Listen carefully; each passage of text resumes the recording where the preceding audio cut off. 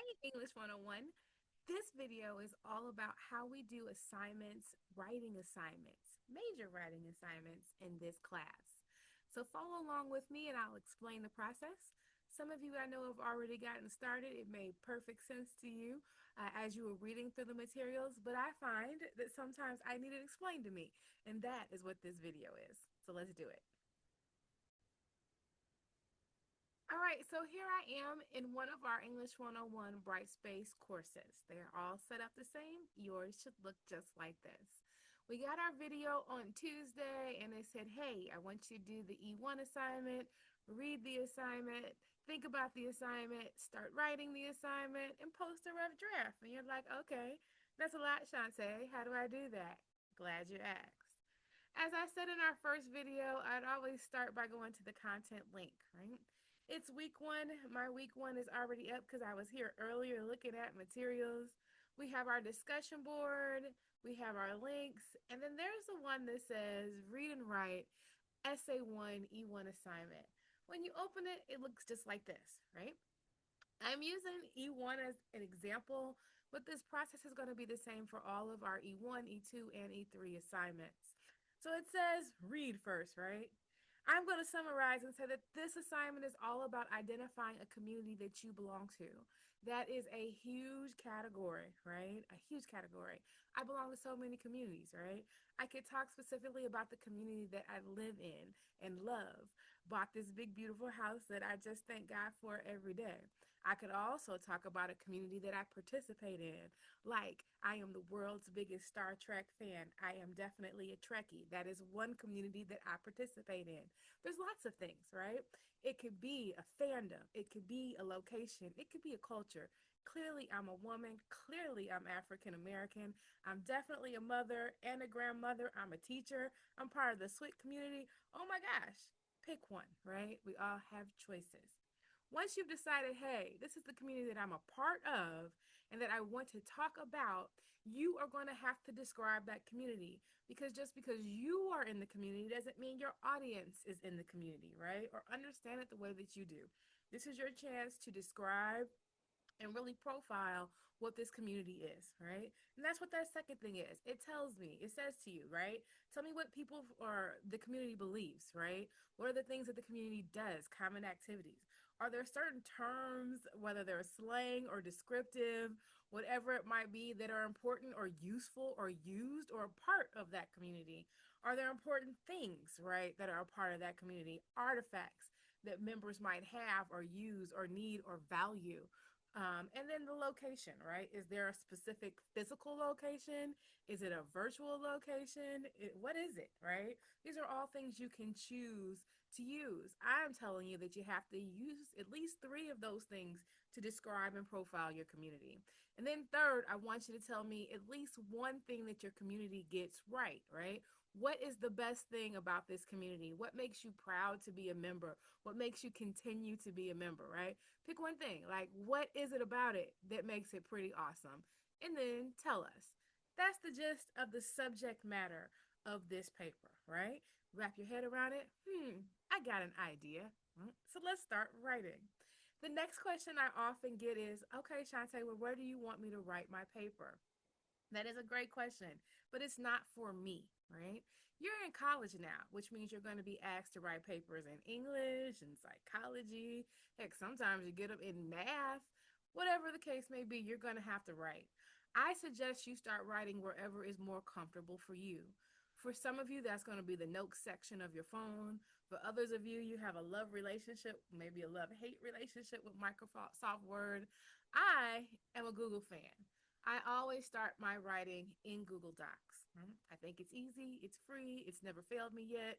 This is me, right? But I suggest you use what is familiar to you, what you know how to use, and what is free to you, right? Because you have enough to learn in the contents of the course as opposed to just learning something new. What I will say is my class is not going to be the only papers that you write this semester. You should have some type of system for where they're located and how to come back to them.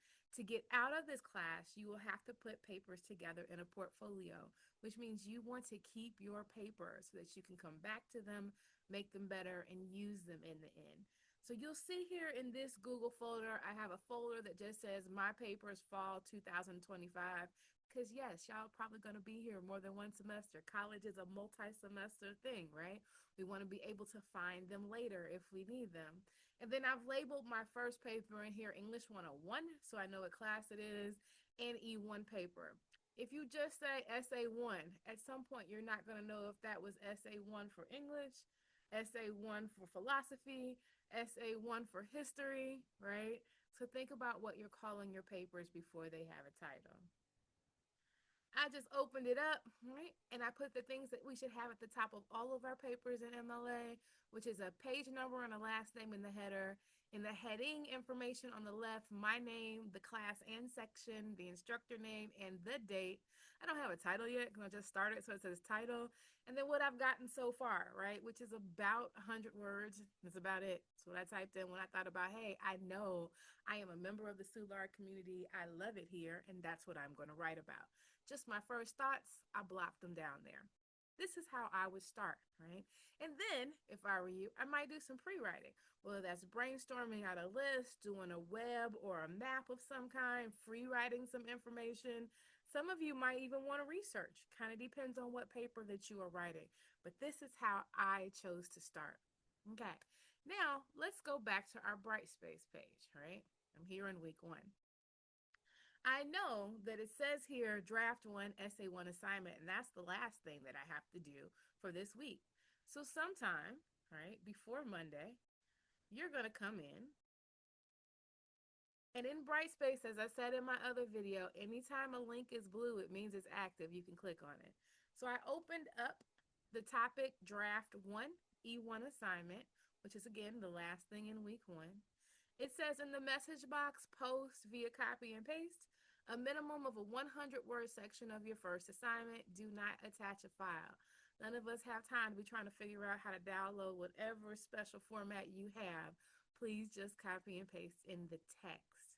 In the subject line, tell us briefly where this essay part occurs. If you started at the intro, great, it's the intro. If it's a body paragraph, great. If it's the paragraph that talks about why your community is so awesome and you think it's going to happen maybe toward the end, tell us whatever that might be, right? Bam. Okay. To post, all I would do is press start a new thread. In that subject line, I'm going to say, hey, it's my third body paragraph.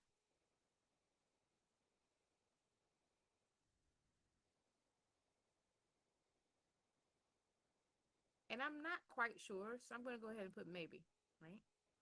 And then I would just come into this paragraph and copy and paste in whatever it is that I've written about that paper. This is the other reality, right? If I don't particularly use any program, I'm not in love with any program, right? I don't particularly like Microsoft Word. I don't have a Google account. I don't want to write on my phone because my storage is full. You could always just use discussion board. If you want to type out the first draft of your paper here,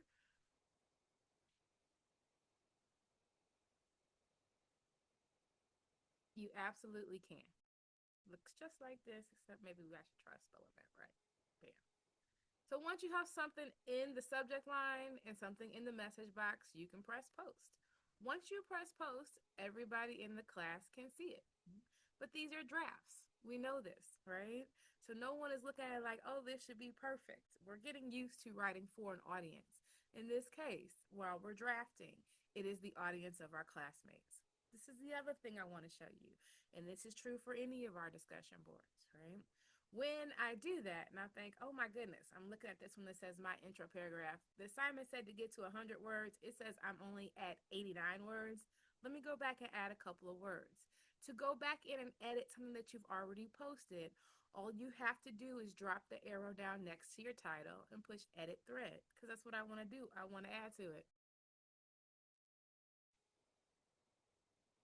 It's truly a great community, and it serves the city of St. Louis well. It now says I'm at 106 words. Bam, okay, I'm done for the day. I'm going to press update and it will save my changes. So these are your options for starting this assignment. The last thing is that this is a peer review. So sometime in the next few days, you're going to come in after people have posted one and read what they wrote and make suggestions. I like this.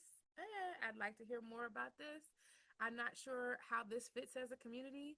Whatever it is that you want to say, it's fine, right? All I'm asking you to do is give your opinion on what has been written so far. And trust me, people want to hear your opinion. We're all trying to get this paper done. So if you have a suggestion on what else I can say, hey, help me out. That is the way peer review works. Okay, so that's the first step, starting the paper, and then you're going to write the paper, and then you're going to put it in the draft and get some feedback from your classmates.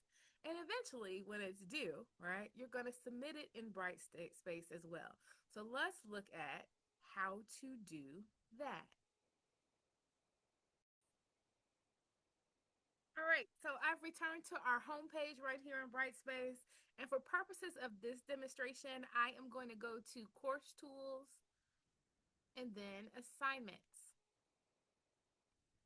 In the week that your assignment is due, a link to submit that assignment will occur in your week for under course content. But up until then, they live in our assignments link in Brightspace. The very first one, E1 there, I'm going to click on that because that's the assignment that I'm going to submit today. Of course, it has the information here and a link to the full assignment. I do suggest, right, that before you turn in a final copy, you look back at that assignment and make sure that you look at that checklist on the last page of the assignment and just say, hey, did I do this? Did I do that? Did I do this? Did I do that? That you're not missing any simple, unnecessary points, right? The next thing I need to do to prepare to submit a final copy of an assignment is to download it as a Word document or a PDF file. So I told you I like to work in Google, right? So here we are in Google. Google makes it really easy. All I have to do is go to File, Download, tell it I want it to download it as a PDF, and it saves it to my computer. I do not suggest you turn in final assignments from a phone. It does not normally work out well in terms of me being able to read it, formatting, and all that good stuff. But I just saved my copy. It's done. It's awesome. It's wonderful. Now I'm going to submit it. To do that, I am going to go to the very bottom, past the rubric information, where it says add a file, my computer, upload, and since I just downloaded it, right, there it is as a PDF, English 101 E1 paper. This is just an attachment. In the comments box for every major assignment that you do, there are always writer's reflection questions that I'm asking you to answer. They are right here. I suggest you just copy and paste them into that box, and that's what I'm doing here. But if you don't want to, you don't have to. You can just write in your answers. They don't have to be full sentences. They just have to be answers, right? So the first question was, what did you do for each step of the writing process? Well, first right? If you had more time, what would you do to improve this paper? Because this first paper goes fast. So what would you do if it wasn't due next week? And then what were you proudest of? What was successful? I really like the topic. I think I did a really good job of describing this, right? Where did you fall short in this paper, right? What were your challenges?